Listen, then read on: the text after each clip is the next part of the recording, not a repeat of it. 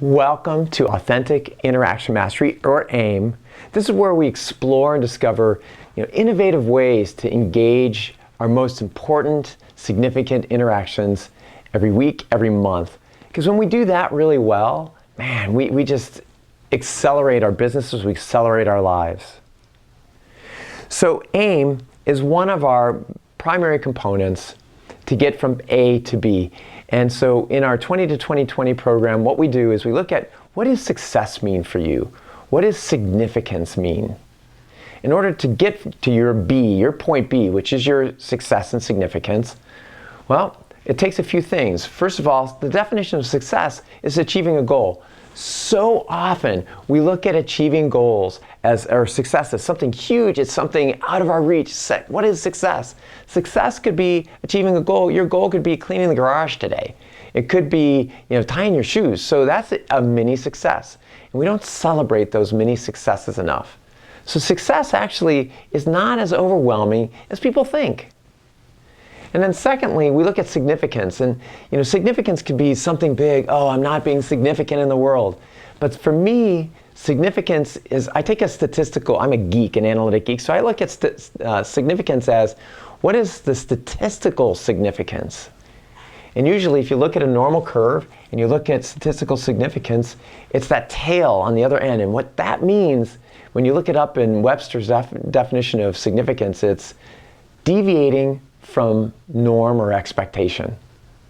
What's so cool about that is deviating from norm or expectation means that I'm collecting here a community of deviants that are changing the world for good. And you want to do that so uniquely and differentiated from the rest of the world that you are a significance and deviant in a way. So I love that about what significance is.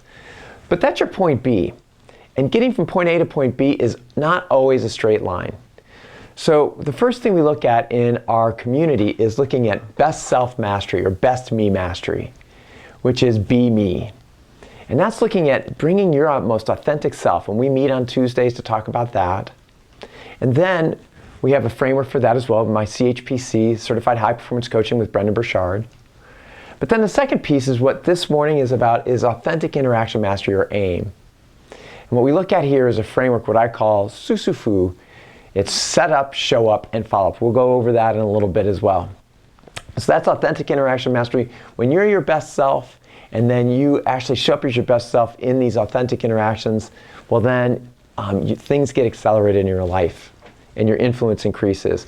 And then the third part is what I call business acceleration mastery, BAM. And what we look at that's my cadence model, where we look at how do you build momentum and that cadence for how to get to your point B. And when you do that well, you have your best self in your business, and things are accelerating at rates that accelerate, which are just phenomenal to get to your goals. And finally, when we look at doing all these things well, you are your best self, you show up in your interactions your best self, you show up as your best self in your business, you get from A to B, and then what I look at is wisdom is exchanged. Wisdom is basically just good actions, good sound actions, good decisions being made, and when that happens, something gets exchanged between you and the other party. Wisdom, value, trust, confidence, and all of those things lead to success and significance. So, I always start out these things with when we look about success, just take a minute here and take 30 seconds and write down what is your generic definition of success. I said it was achieving a goal, but what do you look at success, maybe for you? Take 20 seconds. What do you think success is for you? Go ahead and write that down. And let me know that you're here in the comments section, just to write it down here. Go ahead. What does success mean for you? And share it if you like.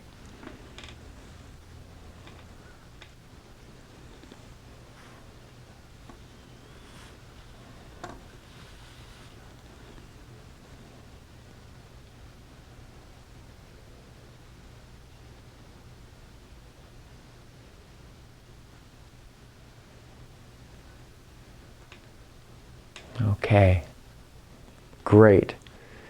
Now, I usually have a guest definition of success. I love this one. This is great. My guest definition of success, especially for this week, because we're going to talk about jumping into the authentic chasm, the chasm. And so today's definition of success is don't be afraid to take a big step, because you can't cross a chasm in 2 small jumps. You can't just go like, oh, da-da. Man, sometimes you just have to step into that chasm and just take the leap. And who said this? David Lloyd George, who was an early 1900s Prime Minister of the United Kingdom through World War I.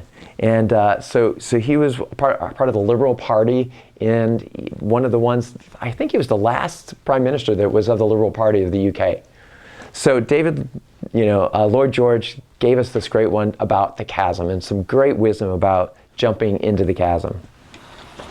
All right, so let's talk about some of the ground rules to show up here as your authentic self. First of all, remove all distractions.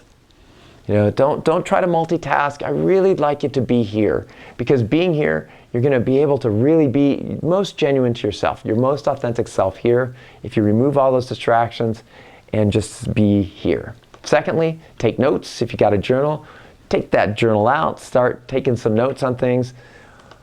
Third, be open and vulnerable. The best way to show up as your authentic self is to have that vulnerability there. I call it putting yourself on the altar. It's just like, okay, let's go there, especially when I'm in learning mode. Man, it's like, all right, how can I really learn from this? How can I put this in action? So get here, be present. In order to do that, I'd like to just do what I call a little exercise called Alive in the Senses. And if you go there with me, this would be great. So if you would, put your notebook aside, take a deep breath, get your feet on the ground if you're standing, get their nice comfortable stance if you're sitting. Just put things aside and just relax a little bit. Just relax and close your eyes. Close your eyes and take a deep breath.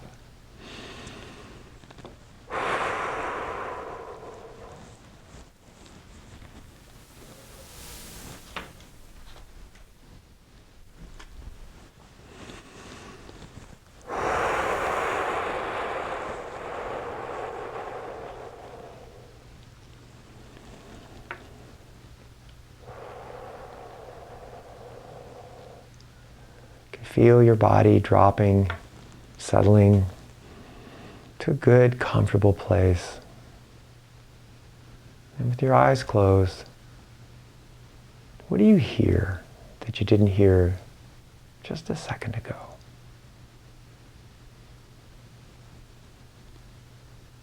Maybe it's the buzz of a computer, maybe it's your cat. What do you hear that you didn't hear? Open that sense up. Now, what do you taste in your mouth? Taking in that deep breath, what do you taste? What's that sensation in your mouth? Another deep breath. With that one, what did you smell?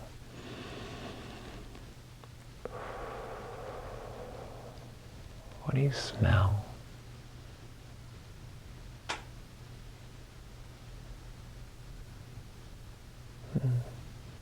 What do you feel now across the skin, maybe across the back of your hands?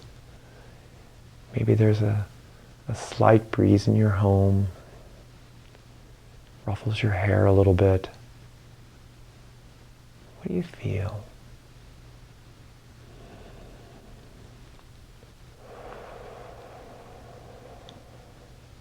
Then open your eyes and just softly look around. What do you notice? What do you see with your eyes that you didn't see? Maybe you've lived in this house for 30 years and all of a sudden you notice how a piece of wood just sits a different place in the door frame than you ever noticed before.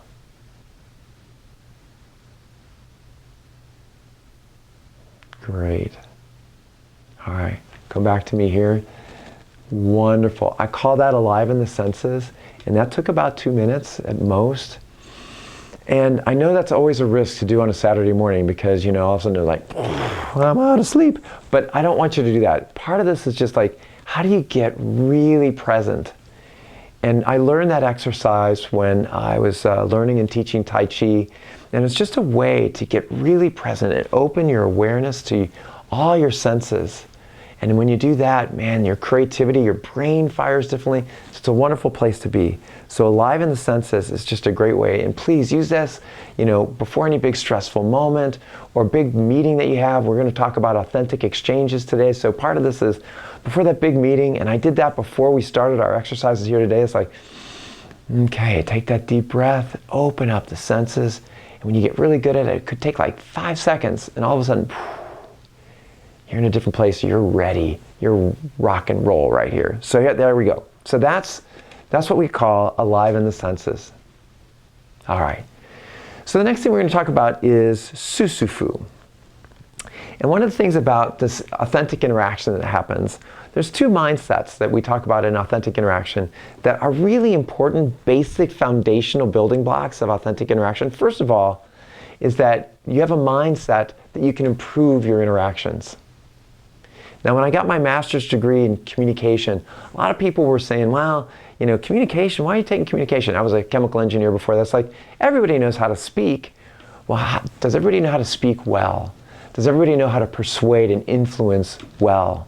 And so part of looking at authentic interaction mastery is a basic philosophy that we can get better at it.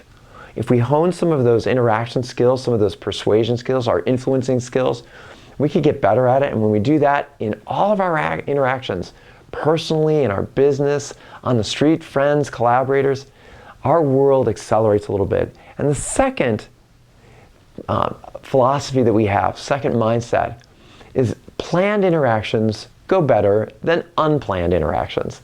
And I know that sounds kind of strange and weird, but it's true. I was running sales and marketing talent solutions for a large consulting company for 17 years. And so I went all over the world across 5 continents training sellers on how to sell better. And one of the things I kept asking them is like, all these important interactions that you have, can you show me the piece of paper of your plan for meeting with that customer? And they're like, oh, I didn't make a plan. We can go off the cuff. And I was like, that is the worst way to engage in important interaction, is go off the cuff. Because part of it is sitting back and thinking about how will that interaction go is an important part of learning how we do these things. So planned interactions go better than unplanned ones for the most part. And that's a mindset that we have in authentic interaction mastery. So in thinking about authentic interactions, think about an interaction that went really well. Why did that interaction go really well? What made it great? So go ahead and write that down. Journal that down for a second and just sit there and go like, this interaction, and then what made that interaction go great?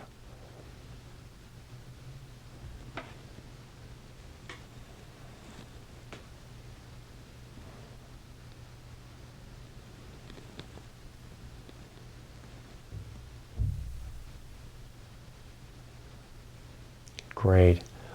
I would love if you put something in the chat here about like what made that go great. Was it how you showed up? Was it that the other person was happy? Was it because you got a lot of sleep that night? I don't know. Whatever those factors were, I would love to see those in the chat. Now I want you to think about an interaction that didn't go so well. So think about that. What interaction did not go well? And then why was that? Maybe it was, I wish I had said this. I wish I'd said that. If I just said this, this would have gone differently. So what makes an interaction not go the way you want it to go? Maybe the other person, said something you didn't expect. When we talk about authentic interaction mastery, if they say something you didn't expect, maybe you didn't do the prep to expect the unexpected. And maybe it could have gone better if you had anticipated. Maybe that's where this person would go.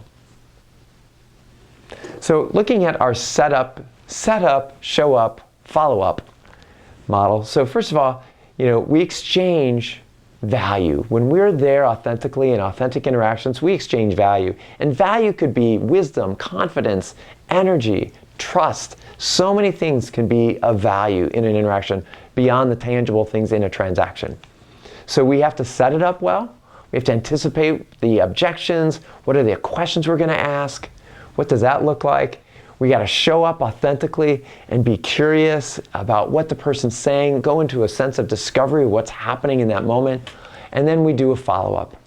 After the conversation's over, what do we do to follow up? What are the action items? What are the decisions made? And make sure everybody knows what happened in that interaction. So, as we go through the setup, show up, follow up, I'd like you to think about the intentional interaction assessment and think about 5 people who can significantly impact your success. Go ahead and take 30 seconds and write down 5 people or roles who can significantly impact your success. You wrote down your success a little earlier. So who can affect that? 5 roles. And I'll give you a couple examples of me as you're writing these things down. For me, I have a couple of business coaches. One of them is Charlie Caldwell. The other one is Brendan Burchard. Another one is Kirby. And I'm actually in Charlie Caldwell's studio. Isn't this beautiful? He's got the studio all set up. What a great way for me to vision my own studio, to visit somebody else's. So as a coach, this is awesome. So as a business coach, Charlie's one of my 5 people. Second one are personal coaches. These are people who might, for me, help me with my personal development. I'm meeting with one of my personal coaches next week in LA. The third one that I wrote down is I have a list of people that I keep track of. And some people, if I haven't talked to them in a little while, they rise to the top of my people list. And then it's like at the beginning of the month, I'm like, oh, I need to talk to these people. And there were 2 on my list at the beginning of June when I looked at my monthly review on last Sunday. And I was like, oh, I haven't talked to these people like in 2 months. And so they're at the top of my list to reach out to and talk to as soon as I can, maybe next week, hopefully. And then prospects. Oh my gosh. So many times, and I've talked to so many people, prospects aren't at the top of their list to talk to. These are current customers, could be future customers, past customers, but who are those prospects that you need to be talking to every week? How many of those should you have in a given week? And then my 5th one on my list is my significant other, just to make sure that I consciously interact with her as an intentional interaction every week. What does that look like for you? So that's my list of 5. Business coach, personal coach, friends, and then I have prospects and my significant other. Those were my 5. Now, if you looked at the 5 people, are these people key to the success that you documented earlier? These are people key to your success. That's great. Now, let's shift gears. We have at least, I believe, part of Authentic Interaction Mastery is I believe we have at least 10 significant interactions every month. 10 of them every month. And last week, I want you to think about last week. Write down 3 of the most significant interactions that you had last week. Just jot them down. I had an interaction with this person, and this person. It could be a prospect, a customer, could be a coach. But go ahead and write down who are those 3 people that you had significant interactions over this past week. And, oh my gosh, if you're struggling with identifying who those are, that's another issue. We have to look at what is the interaction inventory that you have of who do you need to talk to every week. But I assume that you have your 3, 1, 2, 3. Now I want you to circle one of them in your journal. Pick one of them. Okay, I got it. Who's that person? And then I'd like you to assess that interaction on 5 factors that are in the intentional interaction plan. And if you don't have an intentional interaction plan already downloaded, go ahead and go out to the website and do that. Otherwise, email, let me know, and I'll send it to you. But I use intentional interaction plans all the time to be able to look at my interactions, to set up, show up, and follow up all the time. So for me, the 3 important interactions that I had this week, I had one of my clients. I had a one-on-one with one of my 20 to 2020 clients. So I had one of those meetings. I had one with a prospect for my Belfast Titanic diagnostic. And then I also had a prospect, 2 of the prospects for that. So I talked to 2 prospects for my Belfast Titanic diagnostic seminar in September. So those were my 3 interactions. The one that I'm going to pick is the first interaction that I had with one of those prospects as I go through this. So first of all, I'd like you to, the person that you circled, on a scale of 1 to 10, the interaction was well planned. 10 would mean that you had an intentional interaction plan, you identified the objectives for the interaction, you said this is what I need to get out of it. Maybe you thought of some questions that you would ask in that interaction. You thought maybe this is the decision I want to have made in that interaction, and then you thought about, these are the objections the person might have. That's all on the first page of the intentional interaction plan. Maybe you laid out what the agenda would look like, have all of that stuff planned out. If you did all that, dang, you're a 10. If you were like, yeah, I just went in and hip shot the thing, it's a 1. Sometimes I have 1s because an interaction pops up and I didn't know it was going to happen. And so on this one, the interaction was well planned. Sometimes it's just a 1, and that's just how it is. If I kind of think about something ahead of time, but I don't have anything written down, it might be a 4. So 1 to 10, where was that interaction? Was it well planned? Secondly, I engaged in this interaction as my best self, as my best me.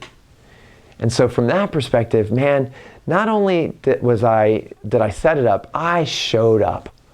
I was there, I was listening, I was 100% present, wasn't distracted. Man, I was all the way there. I was like, yes, let's go. Oh, that's fascinating what you just said. Great eye contact. All that is right there of showing up.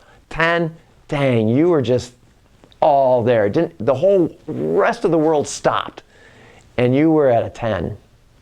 A 1 would be like, I was so distracted. The kids were running around. I was trying to have this serious conversation on the phone, and I had to tell them to stop throwing, rocks at your brother, or, get the chocolate off the baby's face, whatever it is.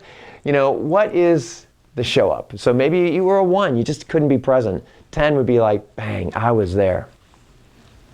Next one, did you follow up?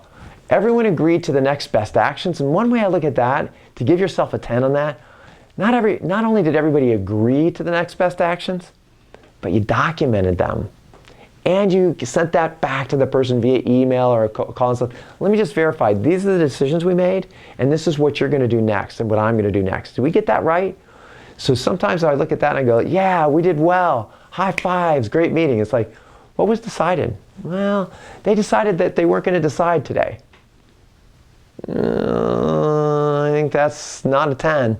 On follow-up, I think they just kicked that can down the street a little bit further, so that decision got pushed off. So maybe that one is like a 6 or a 5. So for me, looking at this one, I look at like, yeah, we agreed to the next steps, they got documented and communicated.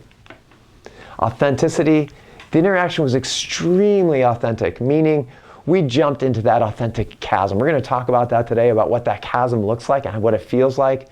And we overcame barriers, we took risks with each other, and it was just magic happened. Or you jumped in, very authentic, and everything blew up, but at least I was authentic and everybody else was authentic. And maybe with that kind of conflict, there was a container for it that you can move forward now with something, because the reality, the real good stuff got put on the table. So give yourself a 10 if you were super authentic with it, or a 1 if you're like, oh, I wanted to be anywhere else in the world than with this person. And so I was just like, yeah, that sounds great. Oh, that looks good. Oh, let's talk about that next week. Oh my gosh, that is just so not authentic. And then the last one, value. There was tremendous value exchanged. If you set up, show up, and follow up, if you have 10s on these, tendency you're going to have a 10 on value, because something not only tangible got exchanged, there was a transaction made, there was commitments made, decisions made, but also when that all happens, energy gets transferred, confidence, trust, something, for me, with the conversation that I had with my prospect, it's like, man, I don't know, we became better brothers, in this whole process. So let me give you my scores. With this prospect that I talked to, man, I know him really well, but I'm trying to get to know him better. So I set it up, man. I had an intentional interaction plan. I had the questions I was going to ask. I had, I reviewed my previous conversations that I had with him and said, oh yeah, his wife's name is this, and he lives here, and this is what's going on in his world right now. These are his goals. I prepped all that ahead of time because I really wanted this to go well. And then did I show up? Oh man, I showed up, it was a 10. It was awesome. I was there, I was listening. I didn't just have my intentional interaction plan, but man, I was like, where do you want to go? How do we co-create this meeting? So I showed up and ready. I was watching, I was listening to his behaviors. I could catch things that he was saying when he looked out the window and thought about stuff. I was just noticing all that. It was all great stuff. The follow-up, man, there were some great follow-ups there. He said he would do some certain things for me. He's big at doing IT stuff, and he said, for your Titanic diagnostic, what would you think if I helped prototype and build an app for that? And I was like, holy cow, that just came out of nowhere. That's awesome. What about, if I could help you with these things about your book that you're going to launch? And he's like, oh, that's great. So a lot of, agreed on action items. We both were super authentic. Man, it's just, I don't know, there's a brohood there that's developing. And then the value on this one was a 10 as well. So for me, most of my interactions aren't full 10s that end up being a total of 50 to, it's 100%, man. I walked out of that conversation and something significant moved in my world. And I know that something significant moved in his world. So every once in a while, you have one of these conversations, that's 100, it's awesome. Most of my conversations don't go that great because I could have done something better. This one was super good. What was yours? If you take your scores that you put up, multiply it by 2, please put that in the chat. Love to see that in the chat, and just to see, yeah, it wasn't that great. I could have done this better. I could have shown up better or followed up better. Let me know what that looks like for you. Okay. So, what is the definition of being authentic? It's the authentic. We're going to jump into authenticity, and we're going to look at the authentic chasm today. So, what is authentic? In order to really break that down, it's the quality of being real or true. And that means true to one's personality, character, or spirit. Wow, that's so huge. To be true to one's personality, character, or spirit. So the first question I have is, wow, do you know who your authentic self is? Man, that's a tough question. Do you know who your authentic self is? And so as we go and dive into that, let me ask you a question. Have you ever had that moment when you came up to this moment and you went like, ooh, this is a real moment. Something real is going to happen here. And sometimes you go like, oh, if I just say this, something big's going to move. And then most times, my opinion, and for me too, I tend to sidestep those moments. Oh. And that's what I call the authenticity chasm. That's the authentic chasm stretching out in front of you. And you know the thing that you want to say, but you don't. And then you walk away, and how many times have you walked away from a conversation and 20 minutes later you say, oh, if I had just said this. And that just happened to me yesterday. I just have to admit to that. Happened to me yesterday. I was sitting there on a call, and somebody said something on the call for me to be able to pass the baton to that person and just say, hey, why don't you take control of this? And then I got off the call. I was talking to one of my coaches who was observing the call. And he said, why didn't you pass the baton? And I was like, oh, I felt it. I knew it. It was right there. And I didn't do it. So why do we do that? Why do we not jump in and be that authentic self that we are? So before I jump into that chasm in that moment, I'd like you to think about 5, and document this in your journal, 5 significant moments in your life. And And I'm going to give you some time to do this. I'm going to give you probably about 2 minutes. I'll put it on the timer here. But take about 2 minutes and really document 5 times where those significant moments where something really good, significant happened. And then write down what that moment was and a little bit of context around that. Go. 2 minutes.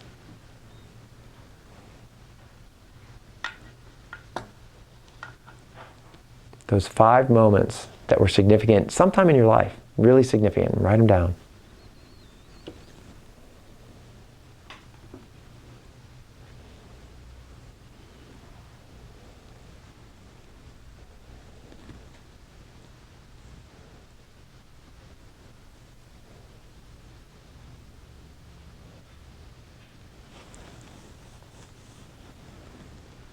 Should be having Jeopardy music play.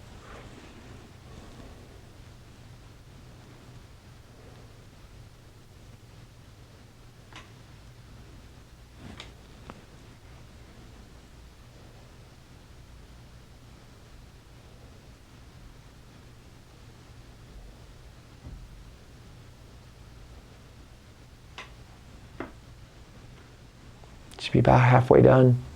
What are the 5 things? Write a little bit of context for those. What's the story behind each of those defining moments? Where you're at that edge of that chasm and you're like,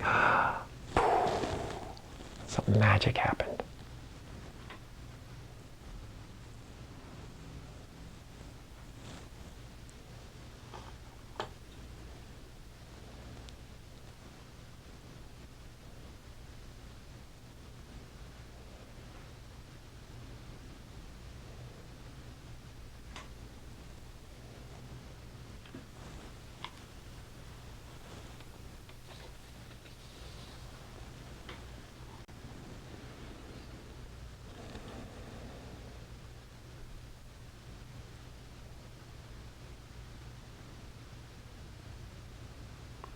Couple more seconds and then we're done.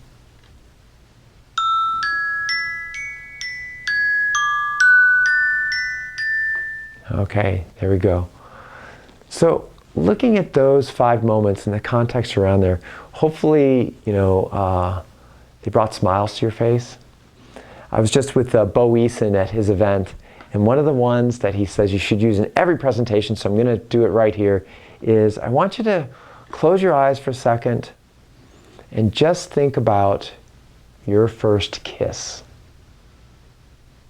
So what did that first kiss look like to you? What did it feel like? What led up to it? Okay, open your eyes.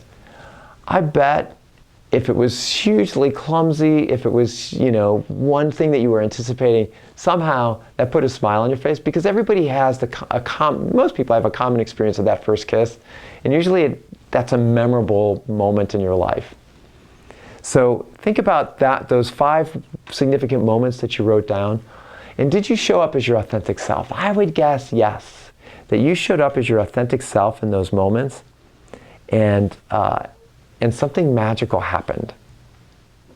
So I want to tell you a little story of one of my significant moments, that authentic chasm opening up in front of me.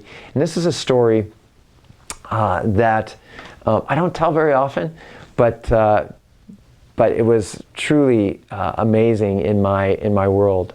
So there I was in a meeting, and it wasn't even my meeting. It was a competitor had won that part of the work of facilitating and being the project management office and actually the main piece of the work. I was hired, my part, the company I was with and my team was hired to do the change management, do the people side of that change. So this meeting was a big meeting. This was 4 CIOs from global 500 companies that were competitors with each other for decades with each other. I mean, they were fierce competitors. And what we were doing, the initiative that was getting created was to create a parts exchange, a global parts exchange that needed all 4 of these partners to figure out technically how to put the parts that their companies made into this global parts exchange so customers could buy combinations of the parts. I know that's a little vague, but hopefully you kind of understand the picture. And so these 4 companies, they were in the room together, these CIOs, because we had to figure out a technical solution. But this kind of stuff, these are global companies. This was complex stuff. It was complex. And so the two consultants from the other consulting company were at the front of the room, and they were explaining some strategy frameworks, and it was kind of conceptual. It was very conceptual and ethereal, and they were multiple frameworks. Do this framework, and they had like 4 or 5 different frameworks going on. Things were floating around, and I could see, people were taking notes, and they were like looking at this like, what? How does that work? I'm not getting it.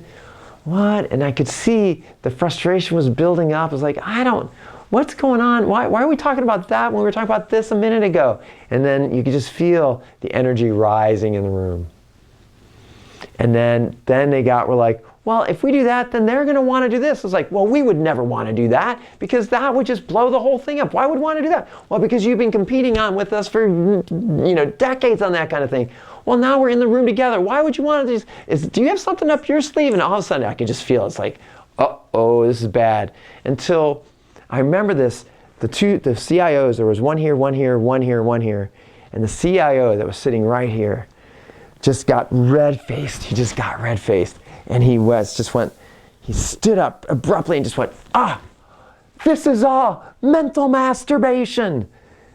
And there was this moment of silence in the room. It was just, as everybody was just horribly in this moment. And then I looked around, and I can do this all in slow motion.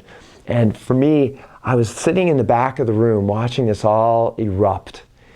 And the first thing I did when he jumped up, as he was going up and that was coming out of his mouth, I looked up at the 2 consultants, and they just looked like this, wide-eyed.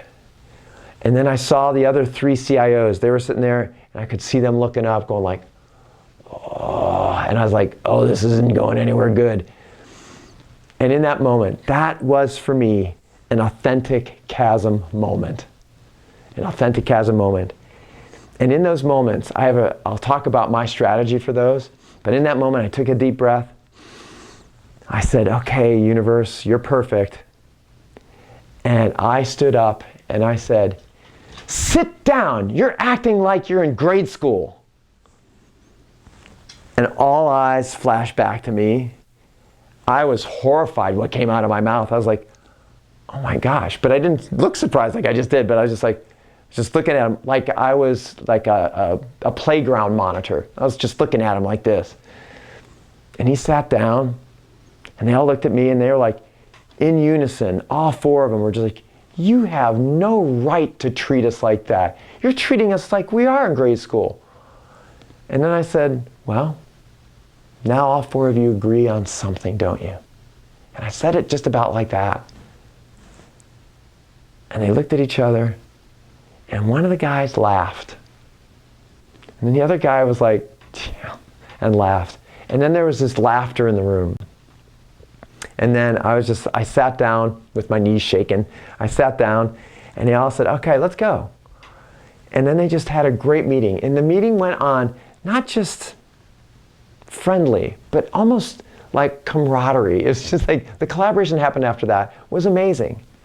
And so in that moment, I didn't say something from my head. I didn't say something that I thought about ahead of time, but I kind of emptied myself into the universe and said, wow, make me an instrument. Make me an instrument of what's needed here. And that came out of my mouth. And in that moment, that was what I call an authentic chasm moment. Now, I'm not suggesting we do that all the time. And please, I'm not suggesting that you use that strategy anytime. But what I would say is that probably those 5 defining moments that you wrote down up above in your journal, that there was some level of stepping into a chasm with those, some risk that you took. And sometimes that authentic chasm stretches out in front of us, and we need to step in and take that risk. So what is the definition of an authentic chasm moment? It's a moment in time when your authentic self begs to reveal itself with much risk at stake. And again, I look up at the 5 defining moments that you had up above, those significant moments you had? And didn't you have that moment in time where you were yourself? That authentic self showed up and it revealed itself. Oh. And then, honestly, with that risk taken, something magic happened. A lot of times when I ask this question, people come back with, yeah, that's when I asked her to marry me. Maybe they didn't know the answer was going to be yes. They kind of thought it would be, but there's always that little bit of a risk. It's like, what if she says no? Or what if he says no? Wow, what does that look like? So those moments are just magical when they happen. All right. So when are those significant moments, and what do you do with those? And I'd like to tell you another story of the power of that chasm that stretches out in front of us.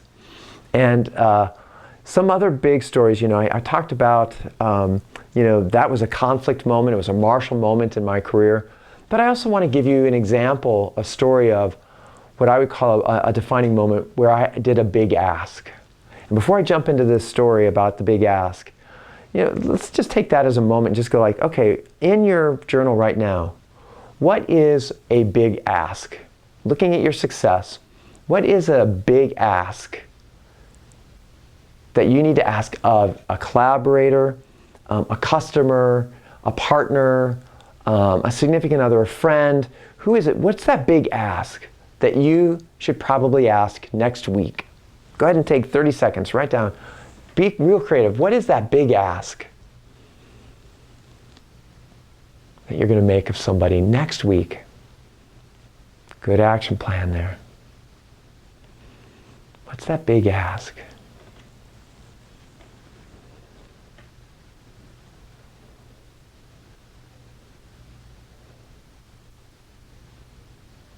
Oh, I see some stuff on your journals right now. I know what one of my big asks is going to be. It's like, this is going to be great. So you can change the world with big asks. So let me give you a story of a big ask. So when I was working in corporate, a friend of mine that was in a dance company with me in college had gone professional, was dancing with the National Company of Norway in Oslo. And he was flying through my hometown, Minneapolis, and he was flying through and he said, hey, Patrick, can you go and would you be willing to take a week off from work and go do a week of ceremonies in the Black Hills of South Dakota? I was like, I'm always up for an adventure. And I said, yeah, this is one of my portals in the mist. And I said, sure, let's go. So he came over, flew over, we met each other in Minneapolis, drove the 9 hours to the Black Hills, and we had this magical week. And the story isn't about that week, but man, it was just an amazing week. At the end of that week, he said, hey, Patrick, I'm going to this other big event. It's a 3-week ceremony, and I'm leaving from here to go there. Why don't you come with me?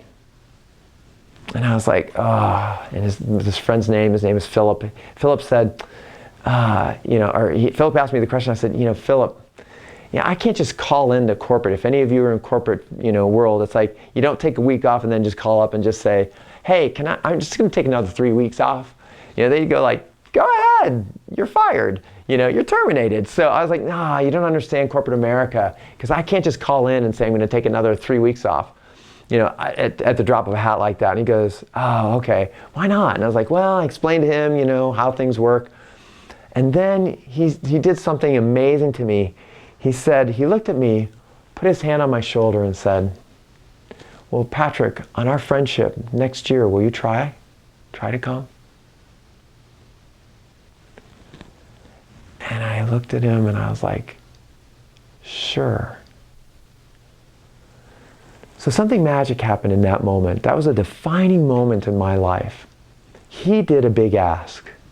He took the risk of a big ask. And I was like, sure, I'll try.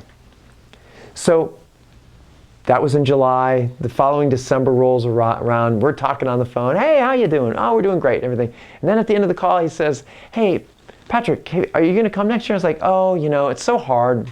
I've got all the, corporate work. It's just hard to take 3 weeks off. I mean, it's unheard of to take 3 weeks off in corporate America. And I'm a real important executive here. That's just not possible. And he goes, yeah, but you promised to try. Have you tried? I'm like, no, I haven't tried. So then I was like, oh, I felt so bad. So 2-3 months go by on my answering machine. Back in those days, it was a little machine that was on the desk there, and it had a little tape that you put in it. But anyway, on my answering machine, hey, this is Philip. Would love to chat with you. And I was like, oh, I can't talk to him again without having tried. So I went into my client at that time and I said, hey, I've been asked to do this thing in South Dakota for 3 weeks.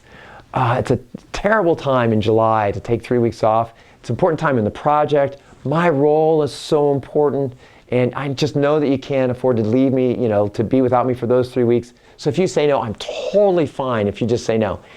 And she came back and she said, sure, you should do this. Oh, no, you don't understand. This is a really tough time. She said, no, you should do this. And I was like, wow, okay, that's weird. So I had to go to my boss at my company, and I said, hey, Andy, I've been asked to do this thing in South Dakota for 3 weeks. It's a big deal, but you know what? I'm doing this important project. 3 weeks is a long time. I'm in this important role. The client said yes, but they're kind of naive about using consultants, and so, it's okay if you say no, and I'll just tell my friend that I can't do it. He literally stood up from behind his desk, walked around his desk, put his hand on my shoulder and said, Patrick, when I was your age, I was asked to go on safari. And I said, no, I've regretted it my whole life. You should go do this. I was like, okay. Called up Philip. Said, dude, I'm with you for 3 weeks this summer. It's like, oh, great, that's cool. Here's what we need to do. I mean, it was like nonplussed by the whole thing. It was just amazing. And so when I look at that moment, that was an Authentic Chasm moment when he asked me, on our friendship, will you try? In my heart, I can see his eyes looking at me as he asked that question. This was a huge portal for me.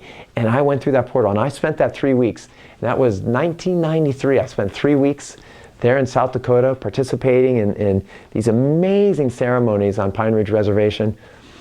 And this year will be the 27th year I go out there. It changed my life. So I know so many of those big asks, you just don't know what portal gets opened up there when you ask, what opportunity you're providing to the other person, and then what you're going to do with that open portal when you go through it as well, when you make that big ask. So what is that big ask for you?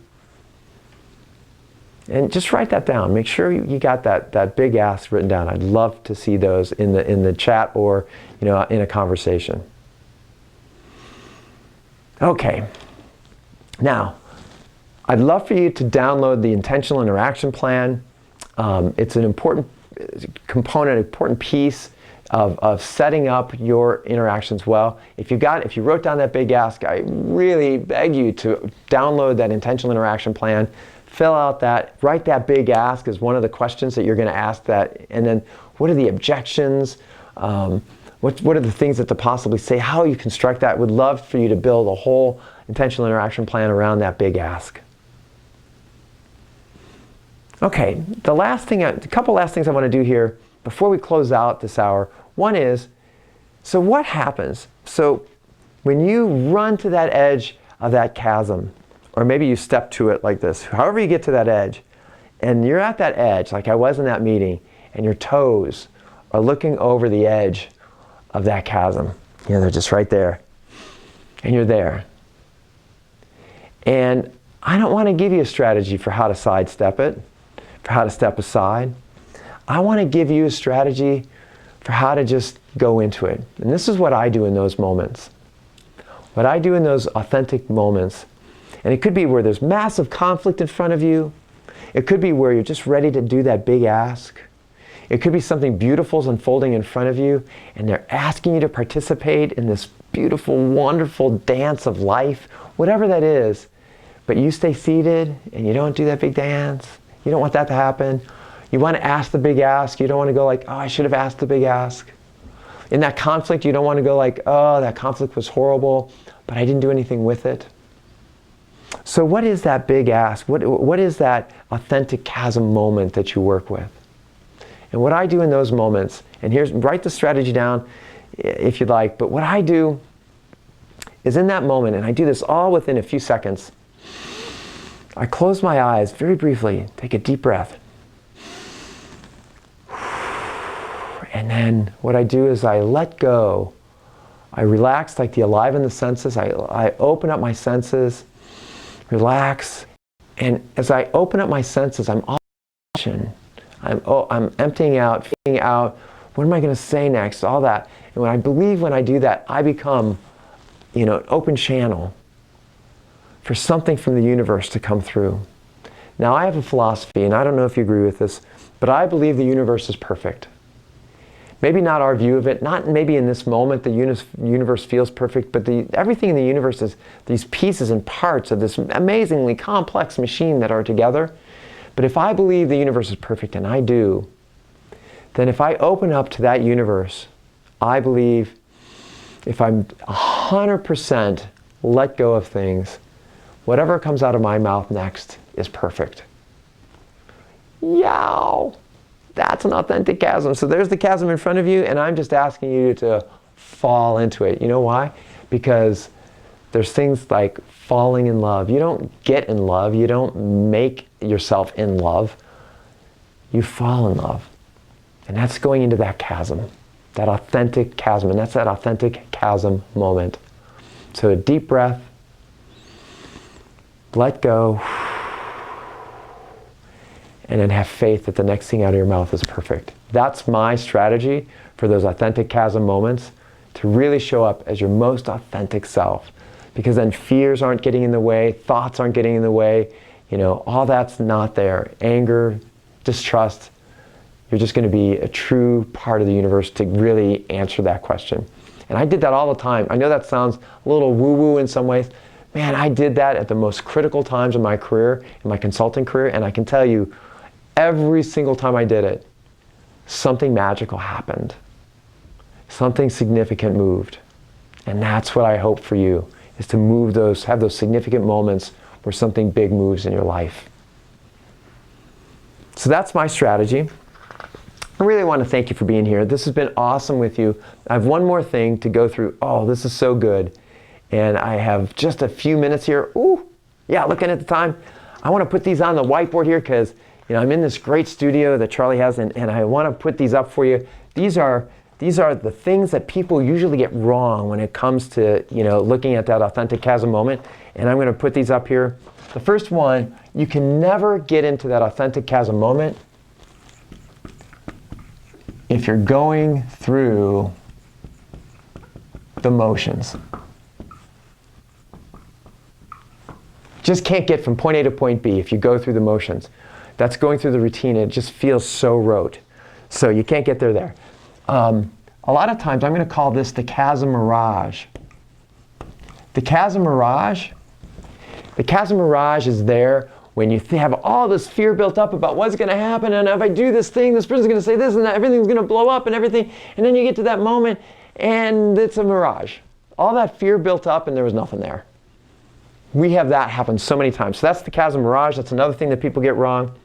Part of that is, when your wants, needs, desires, fears, all get in the way of what's actually in front of you.